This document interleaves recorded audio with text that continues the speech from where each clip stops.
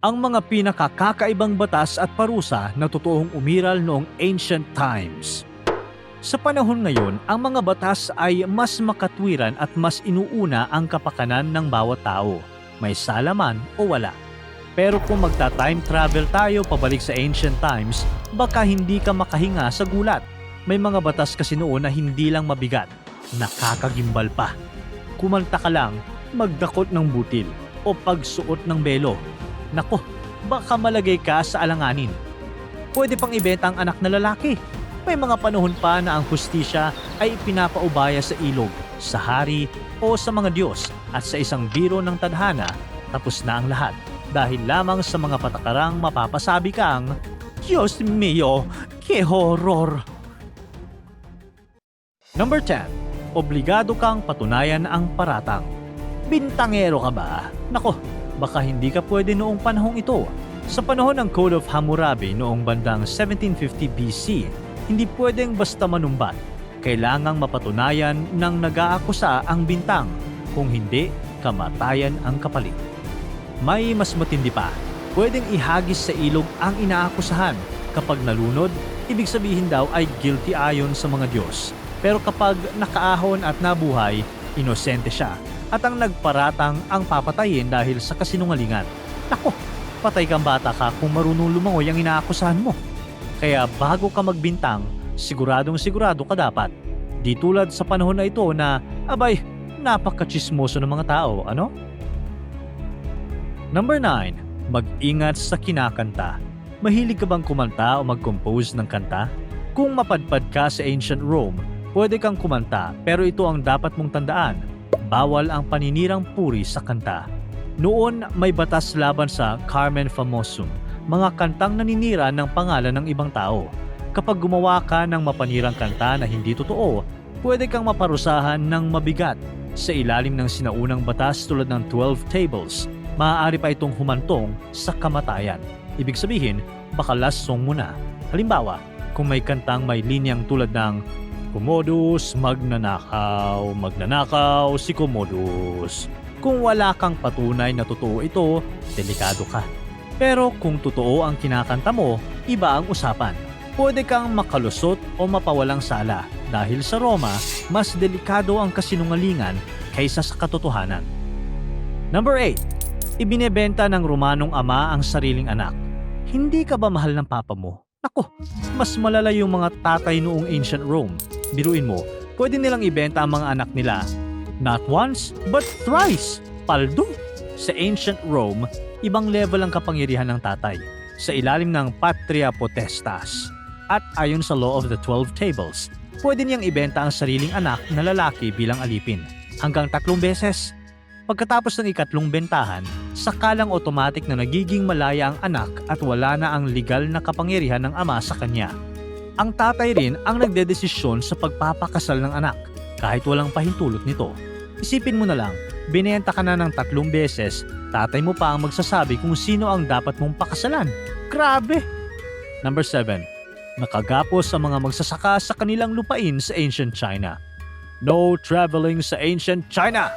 Kung balak mong magliwaliw o lumipat ng tirahan sa China noong sinaunang panahon, lalo na kung magsasaka ka, pag-isipan mong mabuti.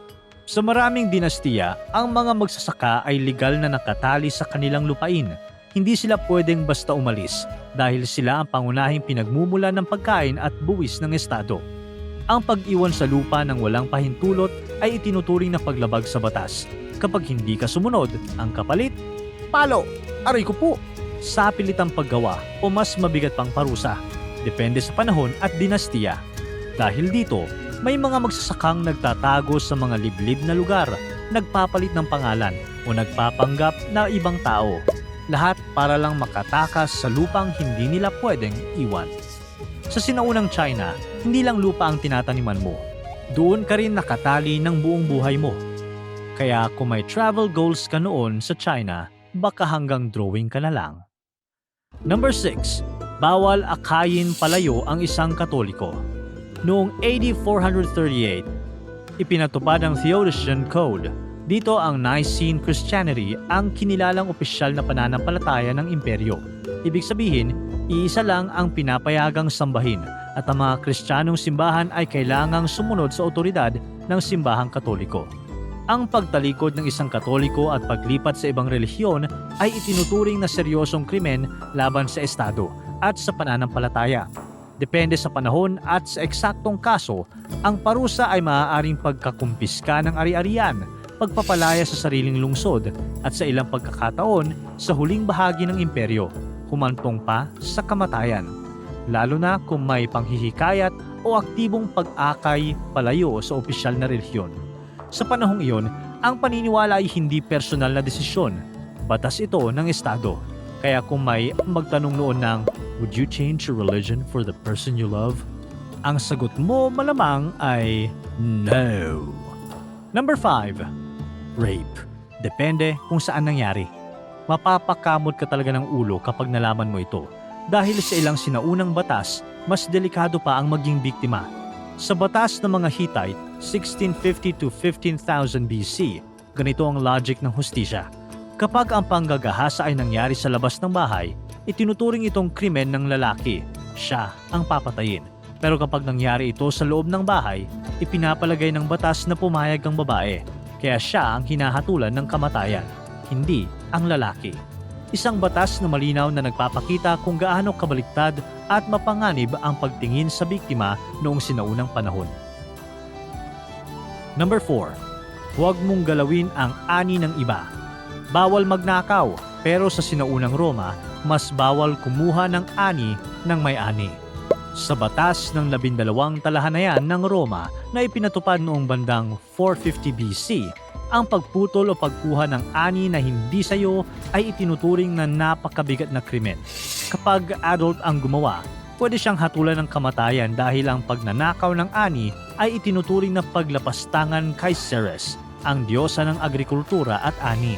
Kapag menor de edad, mas magaan ang parusa, ibabalik lang ng doble ang kinuha. Sa Roma, sagrado ang ani. Ito ang buhay ng lungsod. Kaya kung gusto mo ng pagkain, magtanim ka ng sarili mo. Number 3. Obligadong maligo ang mga pari sa sinaunang India. Sa sinaunang India, ang kalinisan ay hindi lang personal na gawain. Requirement ito. Ang mga pari ay inaasahang maligo ng ilang beses sa isang araw bilang bahagi ng kanilang relihiyosong gawain. Kapag nilaktawan ng ritual ng paliligo, itinuturing itong paglabag sa relihiyon at maaaring humantong sa parusang panrelihiyon. At sa ilang panahon, may kaakibat pang legal na parusa. Para sa kanila, ang tubig, lalo na mula sa mga sagradong ilog, ay hindi lang panlinis ng katawan, kundi paghahanda ng isip at espiritu bago gampanan ang kanilang tungkulin. Number 2. Halos lahat, kamatayan ang parusa. Noong bandang 621 BC, pinakilala ni Draco ang kauna-unahang batas ng Athens. Diretsohan ang sistema niya. Halos lahat ng krimen, kamatayan ang parusa. Pumatay ka, kamatayan! Nagnakaw ka ng hayop, kamatayan! Kahit maliit na paglabag, pwedeng mauwi sa iisang malagim na ending. Sobrang lupit ng mga batas na ito kaya hanggang ngayon, ginagamit pa rin ang salitang draconian para ilarawan ang sobrang higpit na patakaran. Dahil dito, pinalitan ng sistema ng dumating si Solon na tinanggal ang karamihan ng death penalty at iniwan na lang ito para sa murder. Number 1. Bawal magsuot ng belo kapag hindi ka galang-galang. Sa Assyrian Code bandang 1075 BC, ang belo ay hindi lang damit. Palatandaan ito ng respeto at mataas na status. Tanging mga babaeng may asawa at mula sa respetadong pamilya ang pinapayagang magsuot ng belo. Ang mga alipin, household worker at prostitute ay mahigpit na bawal magsuot nito. Kapag nahuli ang isang babaeng hindi dapat nakabelo, mabigat ang parusa. Huhubaran siya sa publiko at papaluin ng 50 times. Simpleng belo lang, pwede mo nang ikapahamak. Expect the unexpected, ika nga. Ilan lang yan sa mga batas noon na normal lang dati, pero nakakagulat na ngayon. Ibang panahon, ibang hustisya. Kayo, alin ang batas noon na pinakanapataas ang kilay nyo at anong batas naman kaya ang gusto nyong ibalik ngayon? Para tuloy-tuloy ang saya at kwentuhan, huwag kalimutan mag-subscribe sa Bubbly YouTube channel at pindutin ang notification bell.